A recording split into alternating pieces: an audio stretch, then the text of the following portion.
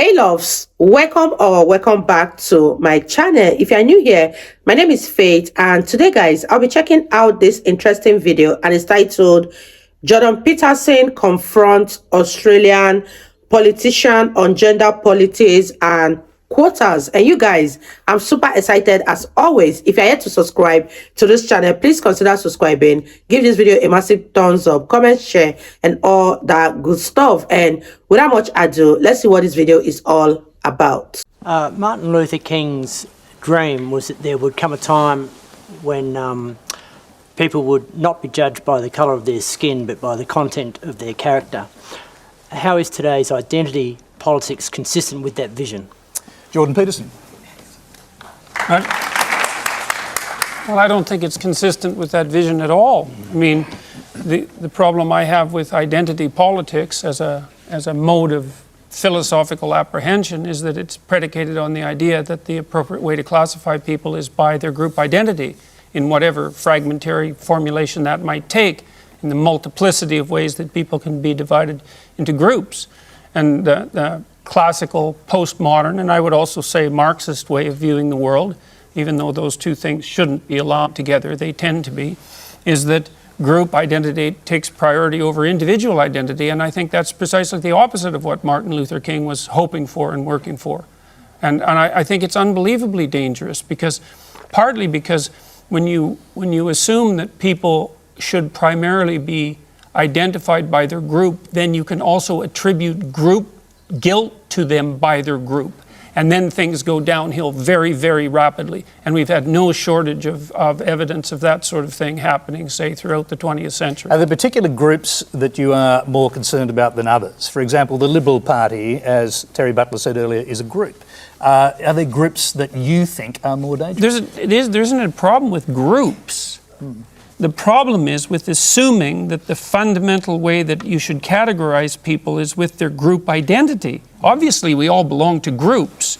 The issue is whether or not the individual identity is primary and the group identity is secondary, or the group identity is primary and the individual identity is secondary.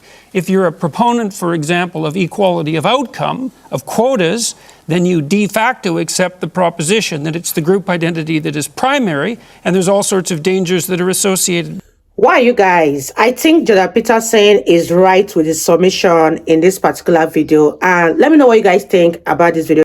And I love the way Jordan Peterson always calmly answers the question, no matter how the host or the presenter present the question to him.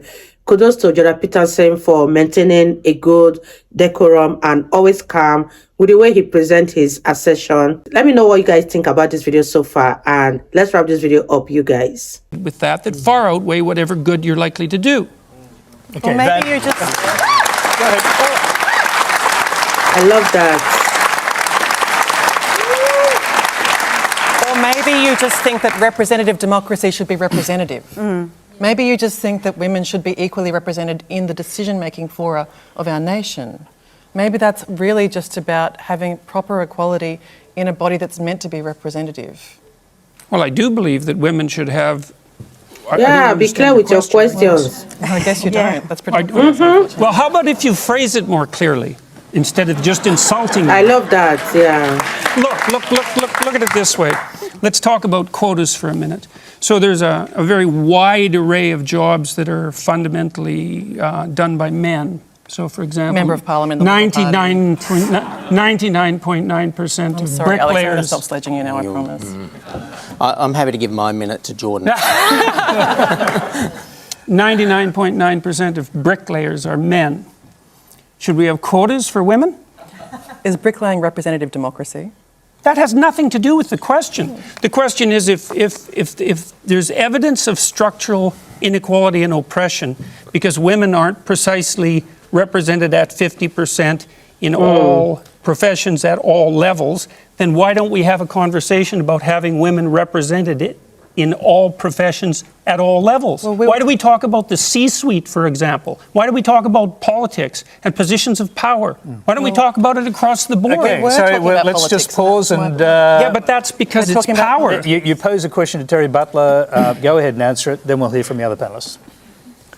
his question to me. Well, yeah, if you'd, About like, bricklayers. if you'd like to answer the question about bricklayers. There's nothing wrong with bricklayers. Why there are no Of course quotas there's in not.